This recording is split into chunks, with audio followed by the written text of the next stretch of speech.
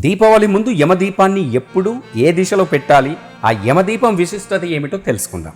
దసరా పండుగ అయిపోయింది. మరికొన్ని రోజుల్లో దీపావళి పండుగ రానుంది. ఈ దీపావళి పండుగను కొన్ని ప్రాంతాల వారు 5 రోజుల పాటు జరుపుకుంటారు. ఈ పండుగలో భాగంగా మొదటి రోజును ధనత్రయోదశిగా జరుపుకుంటారు భక్తులందరూ. ఆశ్వయుజ మాసం కృష్ణపక్షం త్రయోదశి రోజున యమదీపం వెలిగిస్తారు. ఇలా చేయడం వలన యముడి ఆశీస్సులు లభిస్తాయని కూడా భక్తుల నమ్మకం. ఈ ఏడాది ఎప్పుడు యమదీపం వెలిగించాలి, ఆ నియమాలేమిటో తెలుసుకుందాం.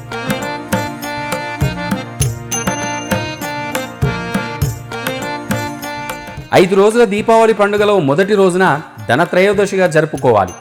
ఆశ్వయుజ మాసంలోని చీకటి పక్షంలో అంటే కృష్ణపక్షంలోని 13వ రోజున యమదీపాన్ని వెలిగించాలి. మరణానికి అధిపతి అయిన యమధర్మరాజు పేరుతో దీపం వెలిగించడం వల్ల ఆ యముడి ఆశీస్సులు లభించి ఆరోగ్యంగా ఉంటారు.